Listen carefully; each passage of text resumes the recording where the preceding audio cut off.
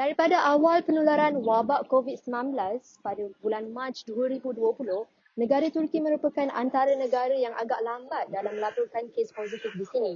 Namun, republik ini juga agak pantas dan mengambil langkah proaktif dalam mengawal keadaan terutamanya di bandar-bandar besar seperti Istanbul. Bermula dengan penutupan institusi pendidikan dan juga mengisytiharkan darurat ataupun perintah kawalan ke seluruh negara, Turki dilihat sangat serius dalam proses mengekang penularan wabak ini. Dengan jumlah populasi negara sebanyak 80 juta orang penduduk, Istanbul sahaja didiami oleh 15 juta orang, sekaligus menjadikan ia bandar paling padat dengan penduduk jika dibandingkan dengan 81 bandar yang lain. Turki sememangnya terkenal sebagai destinasi pelancongan dalam kalangan pelancong asing, terutamanya daripada Eropah dan juga Timur Tengah.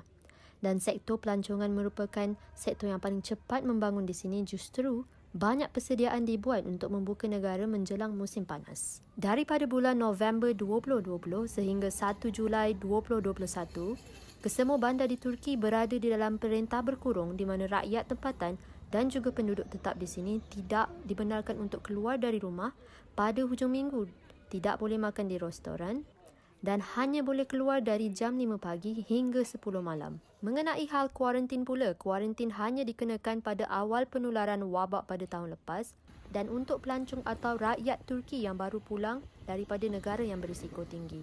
Pesakit yang disyaki positif COVID-19 pula tidak dibawa ke hospital melainkan mempunyai komplikasi yang teruk dan mereka hanya perlu mengkuarantin diri sendiri di rumah.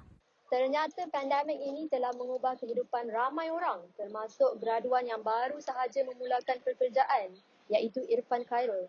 Beliau akan berkongsi pengalaman beliau berada di sini semasa wabak COVID-19 mula menular di sini. 2 months after saya buat internship dengan orang, pandemik masuk Turki, maksudnya first case reported in Turki, dan saya terpaksa ubah semua plan saya.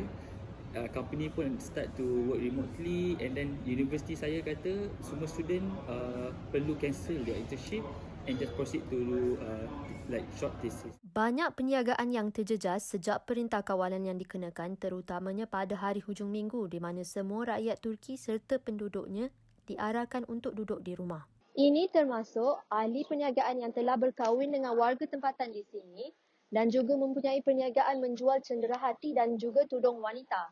Kalau kata sebelum corona, memang banyak beza kalau compare dengan selepas corona ataupun dalam keadaan corona ni, lebih kurang dalam 80%. Perbezaan kata apa, jualan dan customer memang kurang,